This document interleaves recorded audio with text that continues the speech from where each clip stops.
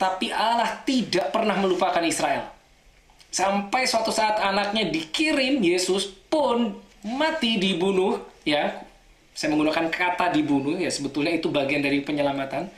Disalibkan, itu juga orang-orang Israel. Sampai lahirlah ini.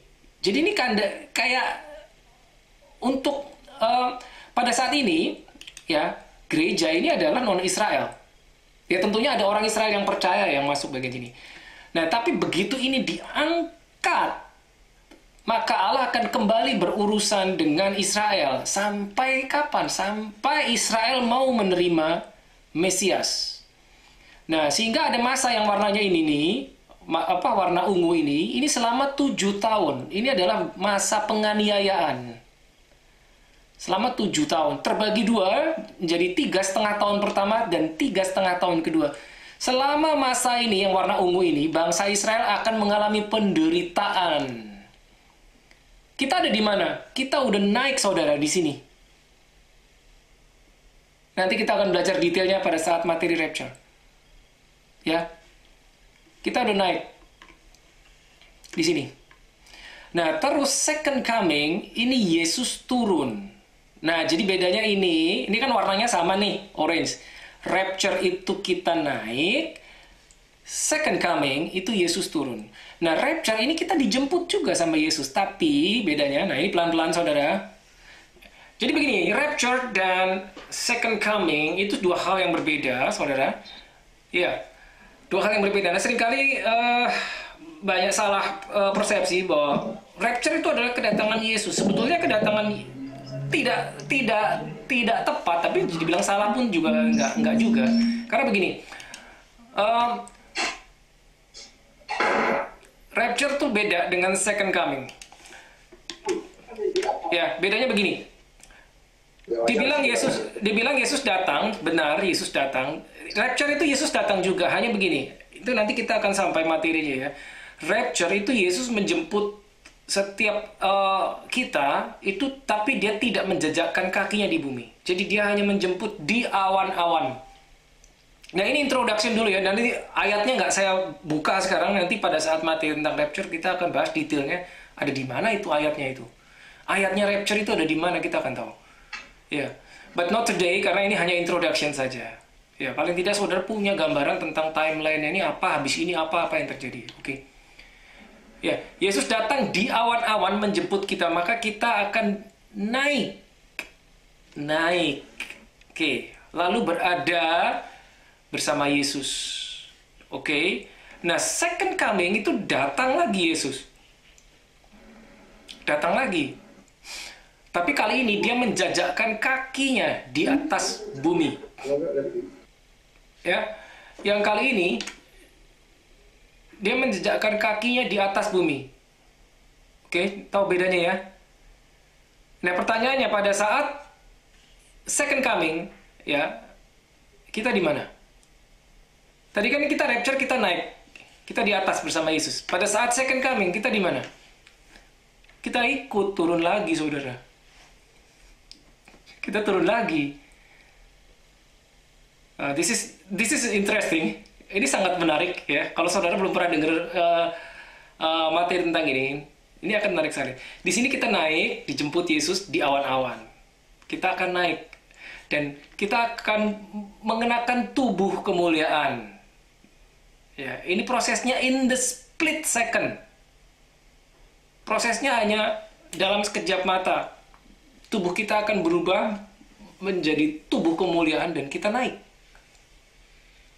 Naik sama Yesus. Oke. Selama itu di bumi terjadi penganiayaan for 7 years. Ya. 7 tahun. Nah, setelah selesai ini, Yesus kembali turun. Nah, selama 7 tahun ini, by the way, ini Antichrist. Antichrist berkuasa. Makanya kacau balau di bumi. Antichrist berkuasa. Nah, Yesus kembali turun, itu kita ikut turun. Nah, di sini ada tulisan second coming / Armageddon. Tahu saudara tahu Armageddon?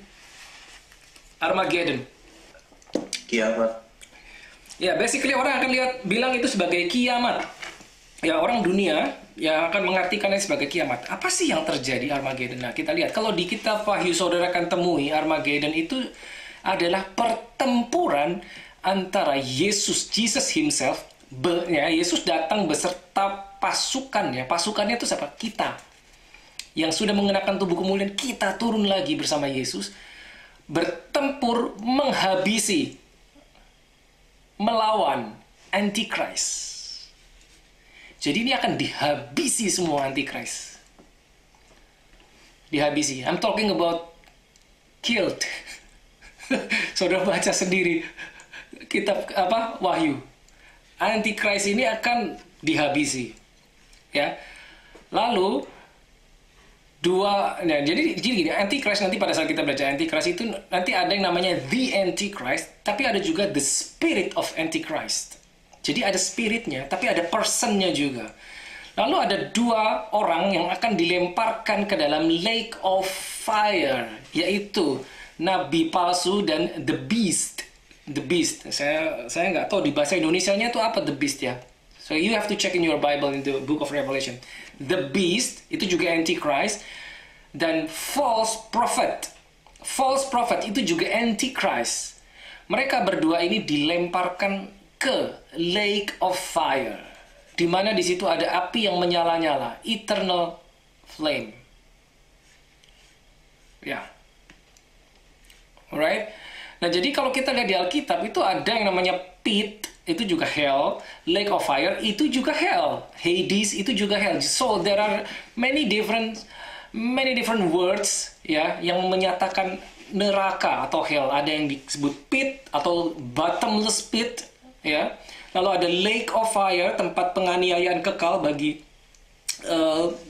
setan dan seterunya ya. Nah, ini dua orangnya dilemparkan ke sini.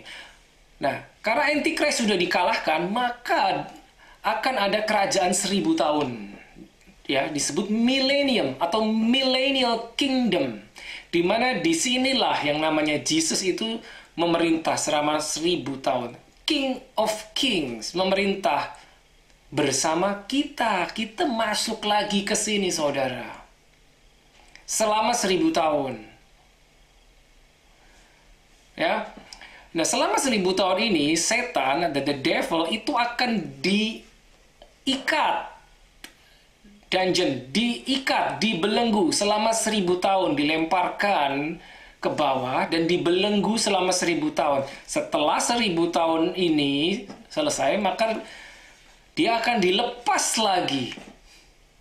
Nah, ini belum selesai timeline-nya, saudara. Ini habis ini masih ada lagi. Ya, karena di sini ada nah berikutnya ada ini. Ya.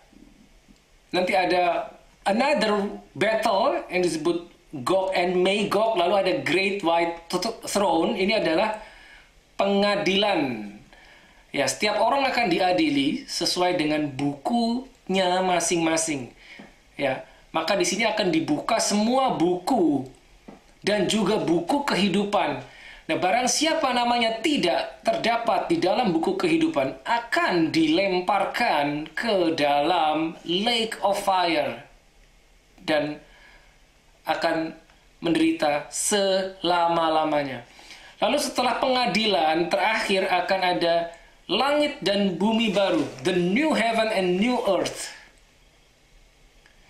Setelah itu baru ada yang namanya New Jerusalem. Ini adalah sebuah kota yang turun dari surga, kota yang sangat besar ukurannya, turun dari surga. Nah, saat ini nanti terjadi, itu tidak ada lagi matahari. Langit dan bumi yang kita tempati sekarang ini akan berlalu. Hilang habis, maka ada langit dan bumi baru, dan ada kota yang baru, New Jerusalem. Dan itu tidak akan ada lagi malam. Tidak ada lagi malam, akan terang selamanya, tanpa matahari. Terangnya dari mana? Jesus himself yang akan menerangi. Dan baru ada namanya Rivers of Life, ya. Rivers of Life itu saudara nanti baca sendiri di pasal terakhir kitab Wahyu pasal 22.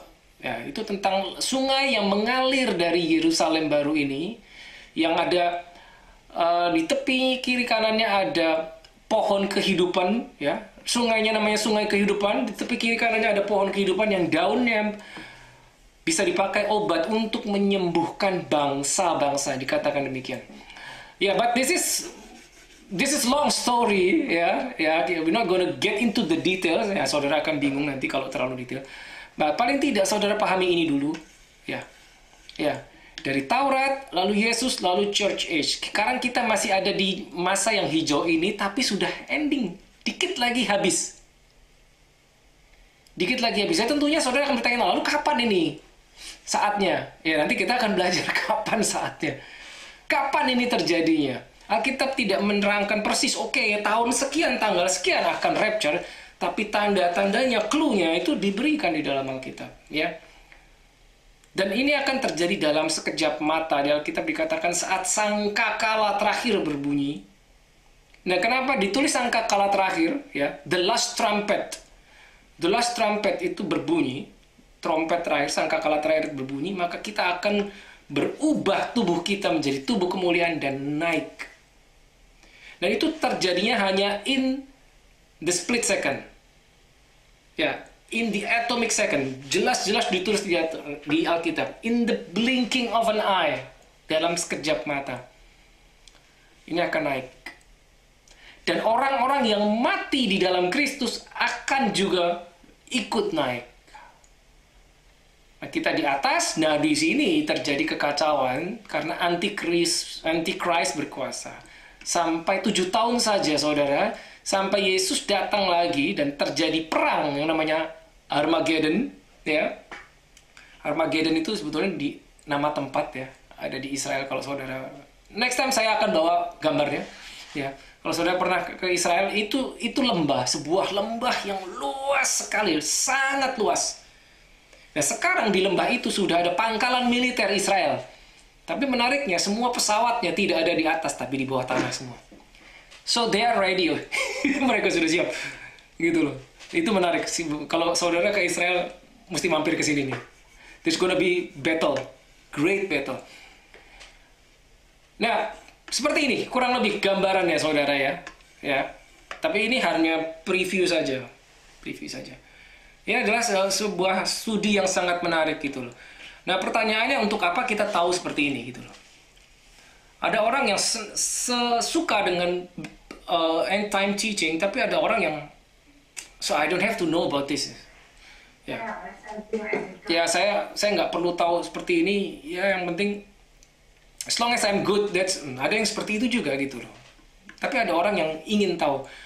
Nah, pertanyaannya kenapa kok kita harus tahu sebetulnya? Karena apa? Karena once again, if you are saved, if you are born again, if you have Holy Spirit in you, maka engkau bukan cuma ada di sini, maka engkau akan kemari, maka engkau akan kemari sampai sini, dan terus, ya, akan sampai sini, saudara, sampai akhir ini.